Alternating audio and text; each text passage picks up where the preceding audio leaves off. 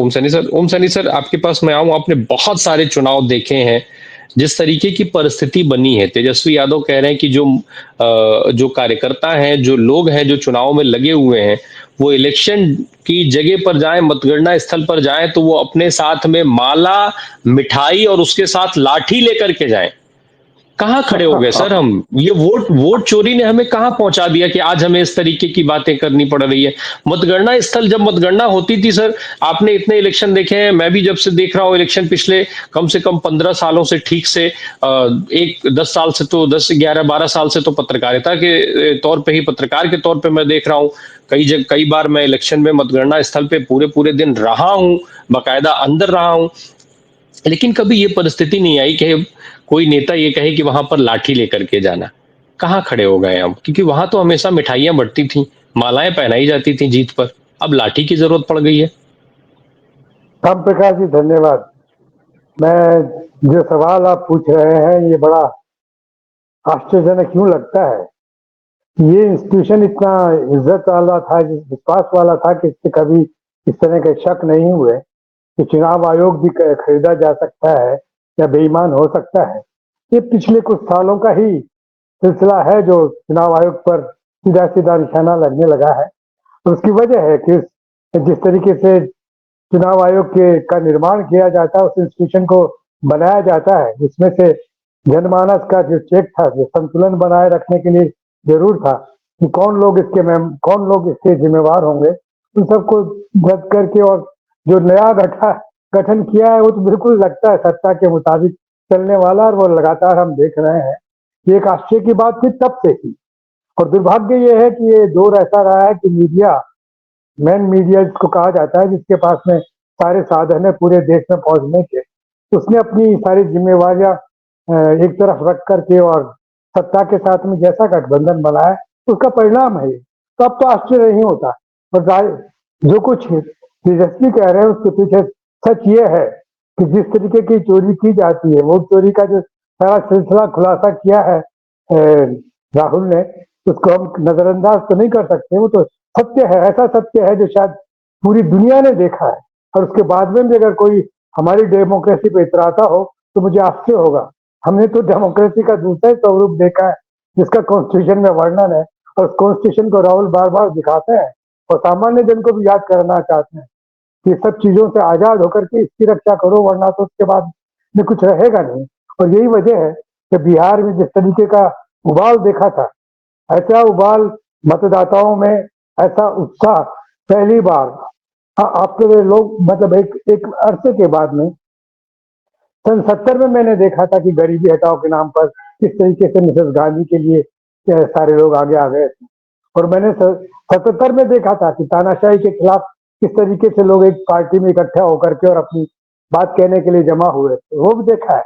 उसके बाद का चुनाव भी देखा है। लेकिन ऐसा शक नहीं होता था। हाँ, जब तक जो है कि आप बूथ लूट लिए ये अलग बात होती थी, लेकिन वो जब ठप्पा लगाते थे उस वक्त की बात है। लेकिन ये सब सिलसिले और ये मशीन आने के बाद में ईवीएम को लेके जिससे बड़ी बड़ी किताबें लिख रही है भारतीय जनता पार्टी के प्रवक्ताओं ने और लेखकों ने, और बाद में खुद ही आज के प्रोटेक्टर बने हुए हैं और अलग किस्म से बने हुए हैं, ये अपने आप में बड़ा शर्मनाक दृश्य है।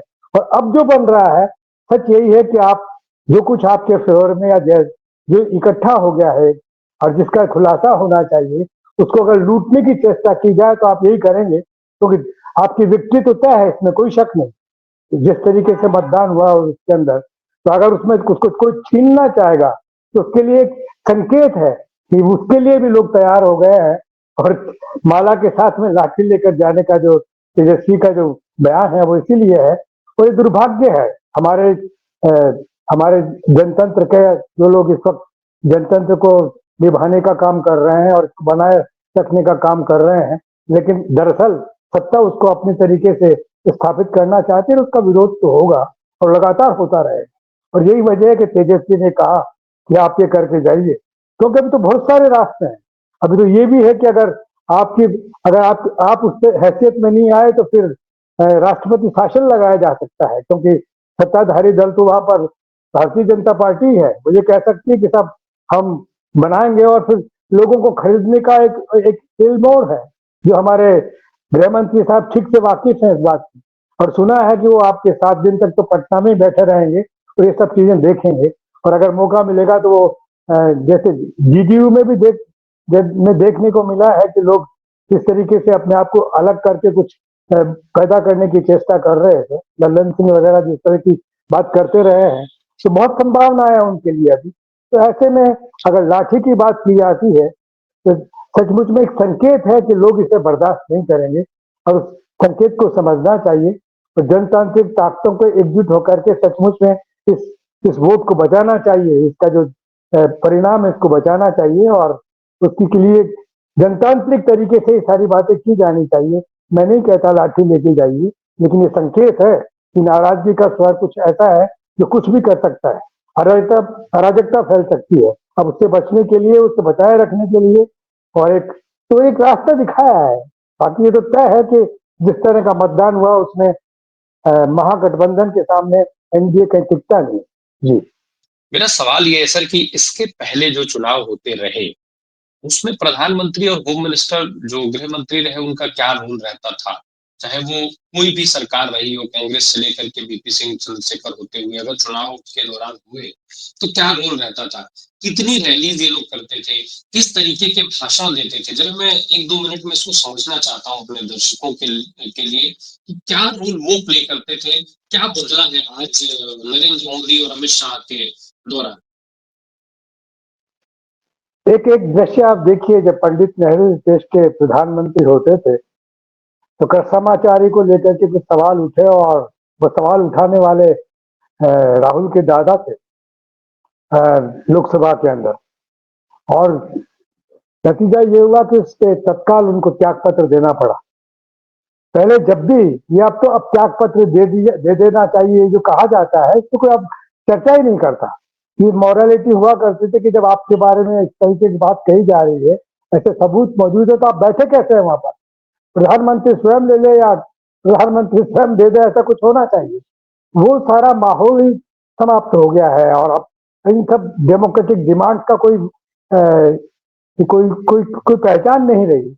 आप अगर संविधान को बेस करके बात करते हैं, अगर आप उनको लेकर के सारी चर्चाएं करते हैं, तो कहाँ उन सबको स्वीकारा जाता है? इंस्टीट्यूशंस बदल दिए बहुत साफ साफ। आपका सारे इंस्टीट्यूशंस के अंदर जो आप सजा देने वाले हैं या जो पकड़ने वाले हैं, उन सब में वो सब कुछ हो गया जो उनके मतलब के मुताबिक है।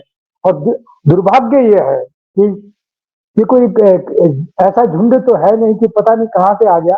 भारतीय जनता पार्टी का ही ये सारा गठबंधन, सारा सिलसिला ये हुआ करता था कि सब कांग्रेस का जो एकाधिकार है उससे बड़ा भ्रष्टाचार है, बड़ा तानाशाही का सेट वो बना हुआ है। तो कांग्रेस के अहंकार को नष्ट करने के लिए एकजुट होना चाहिए, और हुआ, और उसके नतीजे भी देखे। आज जब वो सब सिलसिले वापस इनके साथ में हो रहे हैं, न इन्होंने चाल बदली, न चरित्र बदला, न अपना लक्ष्य बदला, वो सारा यू का यू है।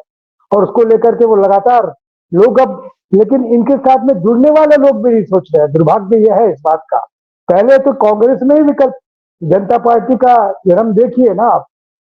तानाशाही के खिलाफ किस तरीके से कांग्रेस टूट करके कहाँ कैसे कैसे कैसे जगजीवन राम कहाँ थे, ये दूसरे लोग कहाँ थे, किस तरीके से लोग साथ में आए। लेकिन आज की तारीख में तो ऐसा हो नहीं रहा।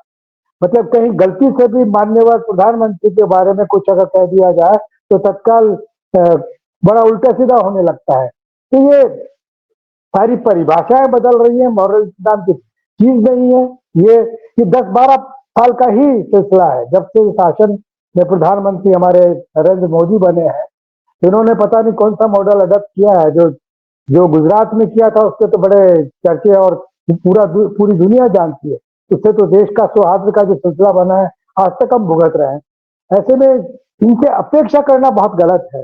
जनमानस के माध्यम से, जन क्रांति के माध्यम से ही ये सारी बातें हो सकती है। क्रांति का मतलब मैं बांग्लादेश नहीं बोल रहा हूँ, क्रांति का मतलब मैं श्रीलंका नहीं बोल रहा हूँ, क्रांति का मतलब मैं नेपाल नहीं बोल रहा हूँ।